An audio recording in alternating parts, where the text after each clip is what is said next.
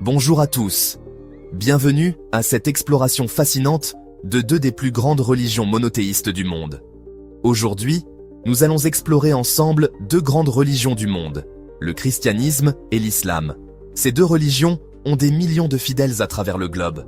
Ce sont des religions monothéistes, c'est-à-dire qu'elles croient en un seul Dieu.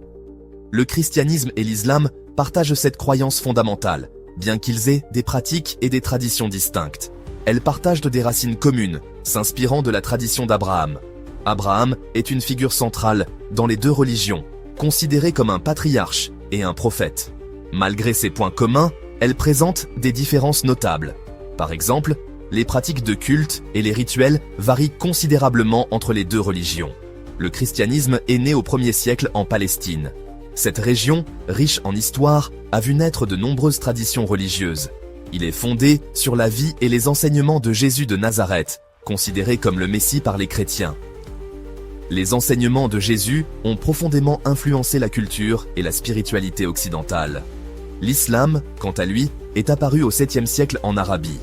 Cette région désertique a été le berceau de nombreuses révélations spirituelles. Il est fondé sur les révélations reçues par le prophète Mahomet. Ces révélations, consignées dans le Coran, sont au cœur de la foi musulmane. Ces deux religions ont façonné l'histoire, la culture et la spiritualité de milliards de personnes à travers les siècles. Leurs influences se retrouvent dans l'art, la musique, la littérature et bien d'autres aspects de la vie quotidienne. Comprendre leurs similitudes et leurs différences est essentiel pour promouvoir le respect mutuel et le dialogue interreligieux. En apprenant à connaître ces religions, nous pouvons mieux apprécier la diversité de notre monde. C'est ce que nous allons tenter de faire ensemble aujourd'hui. Rejoignez-nous dans cette aventure de découverte et de compréhension. Une différence fondamentale entre le christianisme et l'islam réside dans la conception de Dieu. Les chrétiens croient en la Trinité. Dieu est un, mais il se manifeste en trois personnes distinctes, le Père, le Fils, Jésus-Christ et le Saint-Esprit. C'est un mystère difficile à comprendre pleinement. Les musulmans, quant à eux, croient en l'unicité absolue de Dieu, Allah. Allah est un, indivisible et sans associé. Il n'a ni fils ni fille. C'est le fondement même de l'islam. Les deux religions reconnaissent l'importance des prophètes. Ces figures sont vénérées et respectées pour leur rôle crucial dans la transmission des messages divins. Ils sont considérés comme des messagers choisis par Dieu pour guider l'humanité. Leur sagesse et leurs enseignements ont façonné les croyances et les pratiques religieuses de millions de personnes à travers les âges. Parmi les prophètes communs aux deux religions, on trouve Abraham, Moïse, Noé et Jésus. Ces figures sont souvent représentées dans l'art religieux et commémorées dans des sites historiques importants. Cependant, la place de Jésus diffère. Dans le christianisme, il occupe une position centrale et unique. Pour les chrétiens, Jésus est le Fils de Dieu, le Messie venu sauver l'humanité du péché. Ses enseignements et ses miracles sont au cœur de la foi chrétienne. Sa mort et sa résurrection sont au cœur de la foi chrétienne. Ces événements sont célébrés chaque année lors de Pâques, marquant la victoire de la vie sur la mort. Pour les musulmans, Jésus est un prophète important, mais il n'est pas divin. Il est respecté pour ses enseignements et ses miracles, mais il n'est pas adoré comme une divinité. Il est né d'une vierge, Marie, mais il n'est pas le Fils de Dieu. Dans l'islam, Marie est également respectée et considérée comme la mère d'un prophète important. Dans l'islam, Mahomet est le dernier prophète, le sceau des prophètes. Il est considéré comme le messager final de Dieu, venu pour confirmer ce qu'ont prêché les prophètes qui lui ont précédé, apportant la révélation ultime. Il a reçu la révélation finale de Dieu, le Coran. Ce texte sacré est la pierre angulaire de la foi islamique et guide les musulmans dans leur vie quotidienne. Il est considéré comme un modèle à suivre pour tous les musulmans. Ses actions et ses paroles sont étudiées et imitées par les fidèles à travers le monde. Le christianisme et l'islam possèdent des textes sacrés qui guident la foi et la pratique des croyants. La Bible est le livre saint du christianisme. Elle est divisée en deux parties, l'Ancien Testament et le Nouveau Testament. L'Ancien Testament est commun aux Juifs et aux chrétiens. Le Nouveau Testament relate la vie et les enseignements de Jésus. Le Coran est le livre saint de l'islam. Il est considéré comme la parole littérale de Dieu, révélée à Mahomet par l'ange Gabriel, de façon orale. Le Coran est écrit en arabe, la langue de la révélation. En complément du Coran, les musulmans se réfèrent aux hadiths. Ce sont des recueils de paroles et d'actes attribués au prophète Mahomet.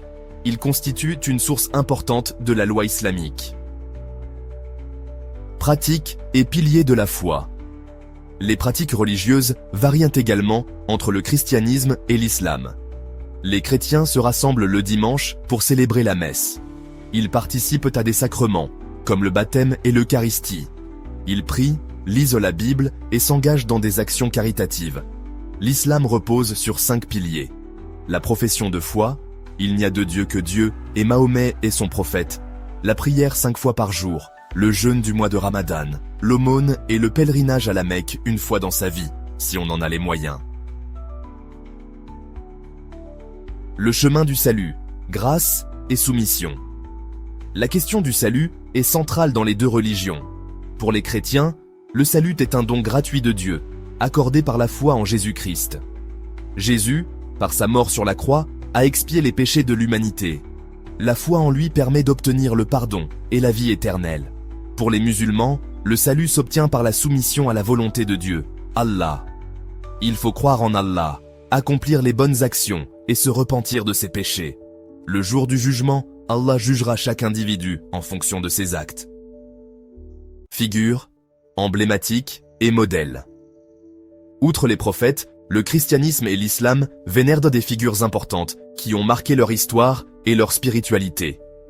Dans le christianisme, on peut citer la Vierge Marie, mère de Jésus, les apôtres, les saints et les martyrs. Dans l'islam, les compagnons du prophète Mahomet, sa famille et les érudits qui ont contribué à la transmission de sa parole sont particulièrement respectés. Lieux de culte, sanctuaires et symboles. Les lieux de culte diffèrent également. Les chrétiens se rassemblent dans des églises, des cathédrales ou des temples. Ces lieux sont souvent ornés de croix, de statues et de vitraux représentant des scènes bibliques. Les musulmans prient dans des mosquées.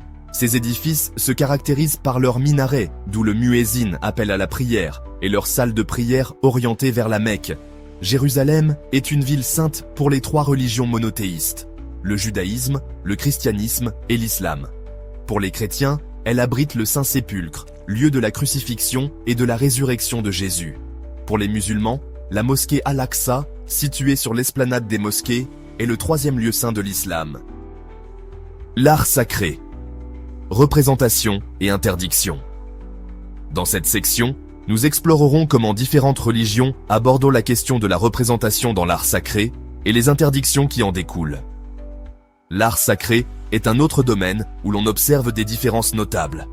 Chaque religion a ses propres règles et traditions concernant ce qui peut être représenté et comment cela doit être fait.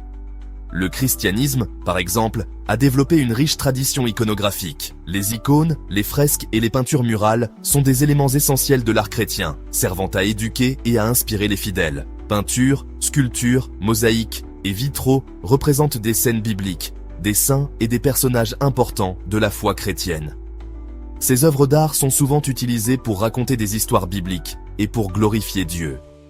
L'islam, en revanche, interdit la représentation figurative de Dieu et du prophète Mahomet. Cette interdiction est fondée sur le désir d'éviter toute forme d'idolâtrie et de maintenir la pureté de la foi.